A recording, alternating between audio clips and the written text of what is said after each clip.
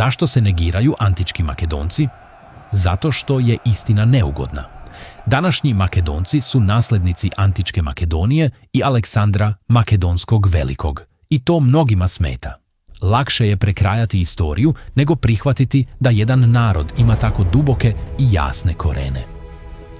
Problem okolnih država je u tome što ne mogu objasniti očigledno. Čovjek se zvao Aleksandar Makedonski. Ne bugarski, ne srpski, ne albanski.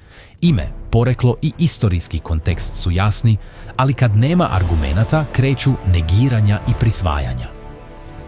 Makedonska istorija se ne može ukrasti jer nije zapisana na papiru koji se može pocepati.